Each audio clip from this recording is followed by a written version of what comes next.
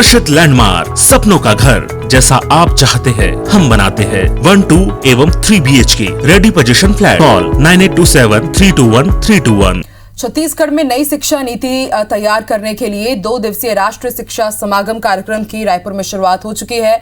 कार्यक्रम में शिक्षा नीति साल 2030 का प्रस्ताव रखते हुए मुख्यमंत्री भूपेश बघेल ने कहा कि अब छत्तीसगढ़ में स्कूलों में अंतर्राष्ट्रीय मानकों के अनुसार सिलेबस तैयार किया जाएगा और फिर पढ़ाई कराई जाएगी, जिससे यहां से पढ़कर निकले बच्चे अंतर्राष्ट्रीय स्तर की प्रतिस्पर्धा में सफल हो सके। उन्होंने कहा कि प्रदेश में शिक्षा के अधिकार के तहत निःशुल्क शिक्षा को 8वीं से बढ़ाकर 12वीं तक किया जाएगा। प्रदेश में नर्सरी और केजी संकल्पना के आधार पर बालवाड़ी स्कूल भी खोले जाएंगे, जहां पर 3 से 6 साल के बच्चों की प्री स्कूल की पढ़ाई की जाएगी।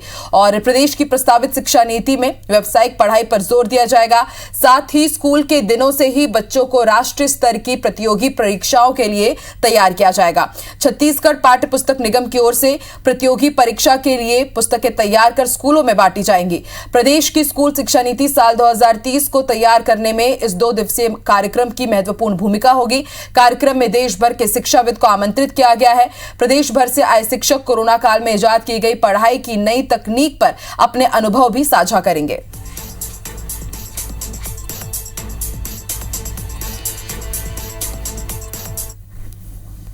छत्तीसगढ़ स्कूल शिक्षा 2030 का विजन है, जिसमें हम 4 काम मुख्य रूप से करेंगे। एक बालवाड़ी, जिसमें 3 से 6 वर्ष के बच्चों के लिए प्री स्कूल संचालन प्रारंभ किया जाएगा। दूसरा, शिक्षा के अधिकार 8वीं तक के है, जिसे बढ़ाकर 12वीं तक किया जाएगा। और अंतर्राष्ट्रीय स्तर का सिलेबस चिन्हित स्कूल में प्रारंभ करेंगे। ये अपना लक्ष्य तो ऊंचा है, अपना लक्ष्य ऊंचा रखना है कि राष्ट्रीय स्तर पर जो पढ़ाई हो रही तो हो ही रही। उसके अलावा हमारा लक्ष्य है कि एक अंतर्राष्ट्रीय स्तर पर भी शिक्षा की पढ़ाई यहाँ पर हो, ताकि यहाँ से बच्चे निकल कर जो अंतर्राष्ट्रीय स्तर के मानक को पहुंच सकता है। अंतर्राष्ट्रीय स्तर का जो मानक है और करिकुलम है, उसको तैयार करने के लिए शिक्षाविदों का, पूरे देश भर के जो शिक्षाविद हैं उनसे हम चर्चा करेंगे। और साथ ही ऐसी शिक्षा जो व्यावसायिक शिक्षा परक हो और रोजगार परक शिक्षा हो, उसको प्राथमिकता देते हुए आगे बढ़ेंगे।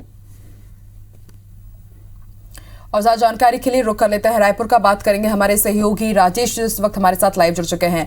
राजेश, 2 दिवसीय राष्ट्रीय शिक्षा समागम का आज से आगाज हो चुका है रायपुर में, और सबसे मेन फोकस इस समागम का ये रहेगा कि किस तरह से छत्तीसगढ़ के स्कूलों में इंटरनेशनल स्टैंडर्ड से पढ़ाई कराई जा सके, ताकि बच्चों को किसी तरह की परेशानी ना हो आगे जॉब करने में, उनके करियर से जुड़ी हुई।